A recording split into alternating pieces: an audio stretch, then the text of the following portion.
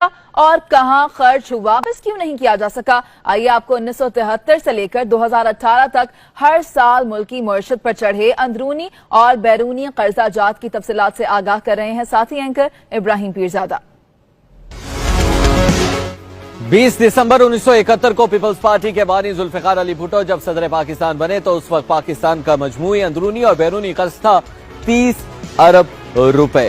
1973 میں ملک کو آئین پاکستان کا تحفہ ملا اور اسی سال 14 اگست کو ذوالفقار علی بھٹو وزیر اعظم پاکستان کے منصب پر فائز ہوئے، مگر ساتھ ہی قرض 2 گنا ہو کر 60 ارب روپے ہو گیا۔ 7 مارچ 1977 کو پیپلز پارٹی حکومت نے قبل از وقت انتخابات کرائے، لیکن 5 جولائی 1977 کو ملک میں مارشل لا نافذ ہو گیا اور اس برس ملک پر مجموعی قرض 97 ارب روپے تک پہنچ چکا تھا۔ یوں ذوالفقار علی بھٹو کے دور صدارت اور وزارت عظمیٰ میں قوم پر مجموعی قرضوں کے پہاڑ میں 67 ارب روپے کا اضافہ ہوا۔ ضیاء الحق نے 1985 میں غیر جماعتی انتخابات کا انعقاد کرایا اور اس برس مجموعی قرضوں کا حجم 309 ارب روپے تک پہنچ چکا تھا۔ 17 اگست 1988 کو ضیاء الحق طیارہ حادثے کا شکار ہو گئے اور اس برس قوم 523 ارب قرض کے بھاری بوجھ تلے دب چکی تھی۔ یوں ضیاء الحق کے 11 سالہ دور عامریت نے ملک کو 426 ارب روپے کے مزید قرض کا تحفہ دیا۔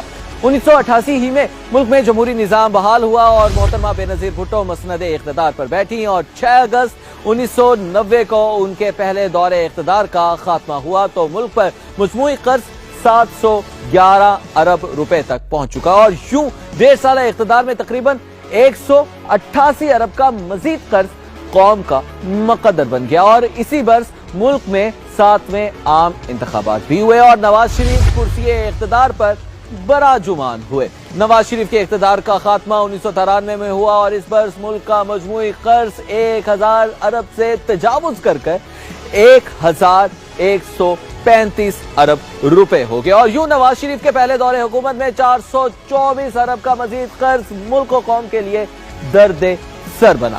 میوزیکل چیئر کا یہ کھیل جاری رہا اور اسی برس بینظیر بھٹو ایک بار پھر وزیر اعظم پاکستان منتخب ہو گئی اور 1996 میں ان کی حکومت کی بساط بھی پلٹ دی گئی اور اس برس ملک کو مجموعی قرض 1704 ارب روپے تک پہنچ گیا تھا، یعنی بینظیر بھٹو کے دوسرے دور حکومت میں 569 ارب کا مزید قرض قوم کے نصیب میں لکھ دیا گیا اور 3 فروری 1997 کو عام انتخابات میں فتح پا کر میاں محمد نواز شریف رونق افروز مسند اقتدار ہو گئے اور 12 اکتوبر 1999 کو پرویز مشرف کے مارشل لا نے ان کے اقتدار کا خاتمہ کر دیا اور 1999 میں ملک 2946 ارب کے قرض تلے دب چکا تھا۔